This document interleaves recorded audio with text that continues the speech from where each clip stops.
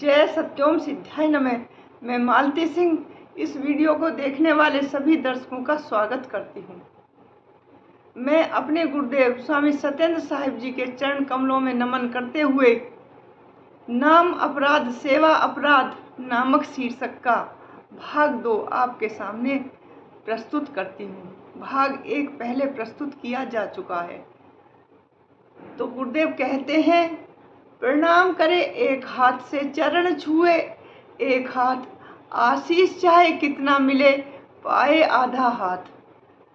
तो इसमें गुरुदेव का कथन है कि यदि एक हाथ से प्रणाम करते हैं और चरण भी एक हाथ से छूते हैं, जैसा कि आजकल दूसरा हाथ कोई प्रयोग में लाना ही चाहता है अभिवादन के लिए या चरण स्पर्श के लिए, तो कोई कितना भी आशीष दे आपको आधा ही मिलेगा। इसलिए हमेशा हमारी सनातन संस्कृति में इस तरह नमस्कार की प्रक्रिया है, हाथ जोड़कर नमस्कार करने की और दोनों हाथों से ऐसे झुककर चरण छूने की, तभी आशीर्वाद पूर्ण रूप से प्राप्त होता है। आगे गुरुदेव कहते हैं, सेवा करे कहे से जपे जब नाम, सेवा नाम अपराधी है जीवित जिए बिन बेनाम। कि जैसे कि किसी मंदिर, किसी आश्रम या किसी अपने पारिवारिक किसी बुजुर्ग की कहने के बाद सेवा करें।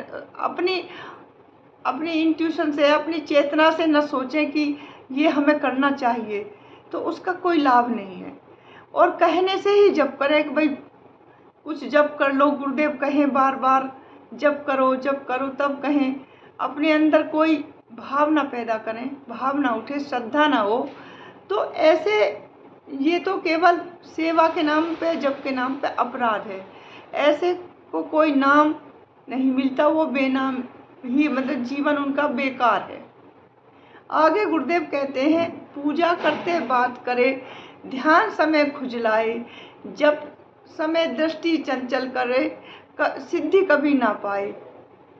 यानी जब आप कोई भी पूजा कर रहे हैं, किसी भी भगवान की, देवी देवता की या गुरु की, तो उस समय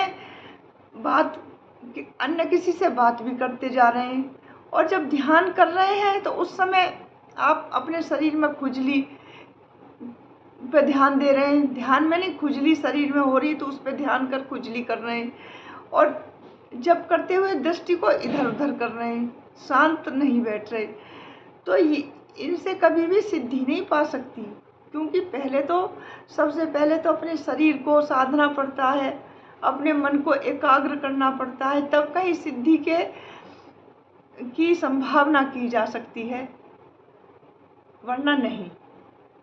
आगे गुरुदेव कहते हैं, सेवा करे सिद्धि विहीन, वाचाल से कराए जाप, पेट भरे को दान करे ना ईश पाए ना आप।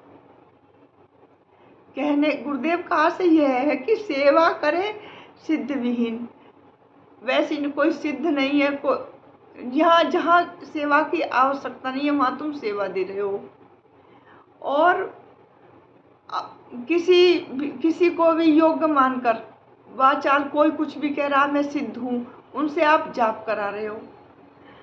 और जो दान के अधिकारी नहीं है, जिनके पास पहले से ही सब कुछ उपलब्ध है, उनको दान दे रहे हो, तो इनसे कोई फायदा नहीं है। ना तो ईश पाए ना आप, ना तो तुम्हें ईश्वर की उपलब्धि हुई, ना अपने लिए कुछ कर पाए, ना अपना आत्मिक विकास हुआ, ना अपने लिए कुछ कर पाए, बस ऐसे ही रहे। तो इनसे कोई फायदा नहीं है। इन बातों को बहुत ध्यान से समझ कर जब करना चाहिए।